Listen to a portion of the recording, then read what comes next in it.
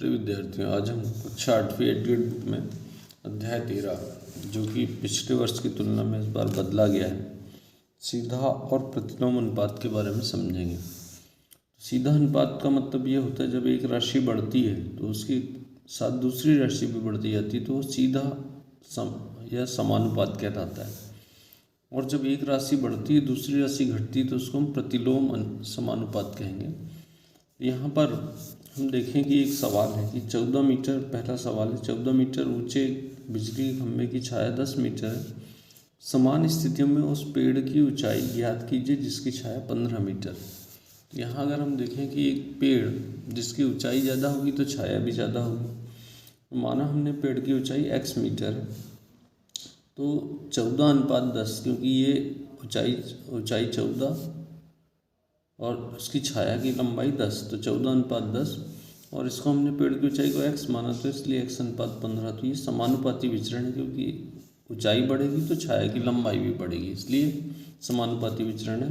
तो ऐसी स्थिति में हमने लिखा 14/10 बराबर x/15। तिर्यक गुणा करेंगे हम तो 14 × 15 बराबर, ये 14 15 का गुणा होगा, x × 10 तो x बराबर क्या होगा, तो 10 पक्षांतरित होगा तो नीचे आ जाएगा। 14 × 15 के सरल करेंगे तो 21 मीटर। तो इस प्रकार हम कहेंगे कि पेड़ की ऊंचाई 21 मीटर होगी। इसी प्रकार हम दूसरा सवाल देखें कि एक रेलगाड़ी 75 किलोमीटर की एक समान चाल से चल रही है तो 20 मिनट में कितनी दूरी तय करेगी। तो हम सवाल के हिसाब से देखें कि 20 मिनट में पूछा गया, जबकि यहाँ इसकी चाल किलोमीटर प्रति घंटे में है।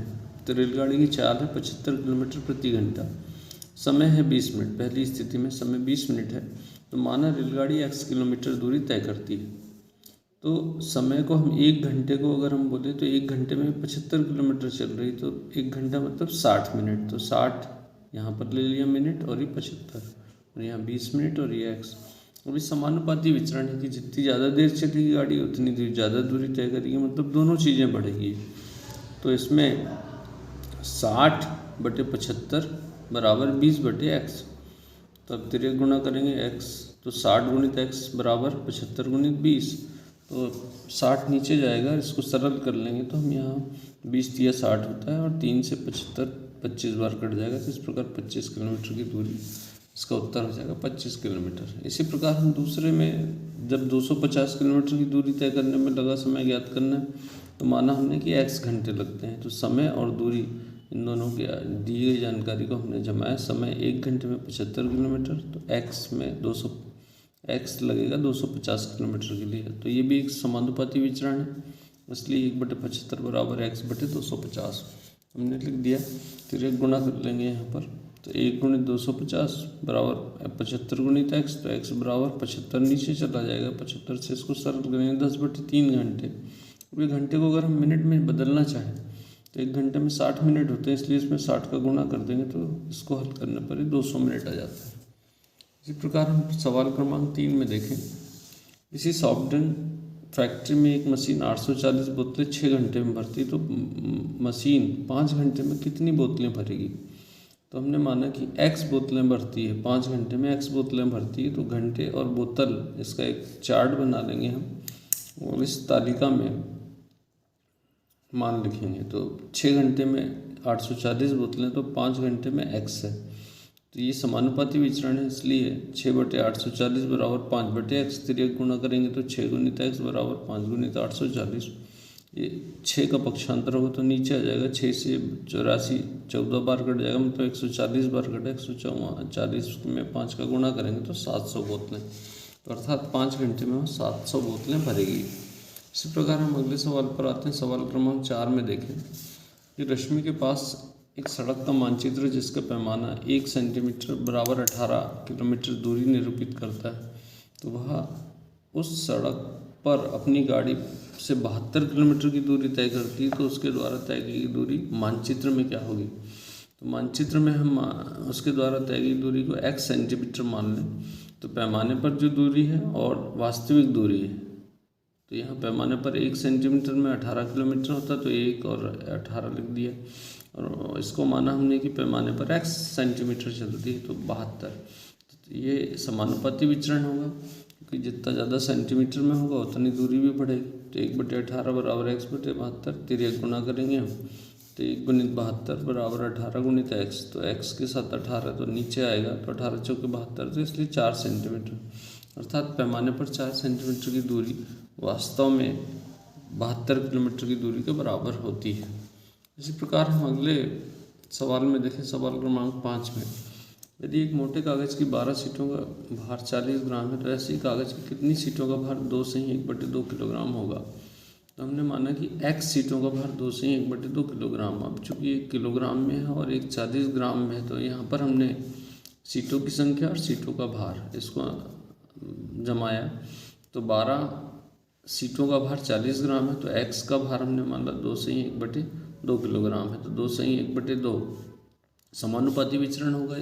हमने इसके बटे ये और इसके बटे ये लिखा इस प्रकार से, और तिर्यक गुणा करेंगे तो हमें 2 से ही 1/2 जो है इसको 2 दूनी 4 5 5/2, और 5/2 को अगर हम ग्राम में बदलेंगे तो 1000 का गुणा कर देंगे, तो इस प्रकार से वो 2500 ग्राम आ गया। अब तिर्यक गुणा करेंगे इसका इसके साथ, इसका इसके साथ, तो 40 कहाँ आ जाएगा इन दोनों के नीचे, और इसको सरल करेंगे तो 750 सीट आ जाएगा। तो इस प्रकार हमको 750 सीटों का भार 2 से ही 1/2 किलोग्राम होगा।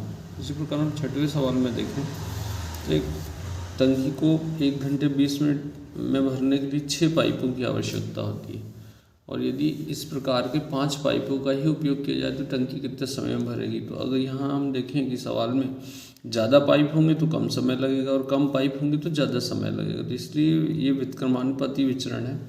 तो हमने समय और पाइप 80 मिनट में 6 पाइप 80 मिनट 6 पाइप से भर जाता है, तो x मिनट से हमने माना 5, तो व्युत्क्रमानुपाती विचरण है। तो ऐसी स्थिति में हम क्या करते हैं, 80 का 6 में गुणा करेंगे, 80 गुणित 6 बराबर x गुणित 5, जबकि समानुपाती में हम इसके बटे में लिखते थे पर यहाँ गुणा होगा इसके साथ।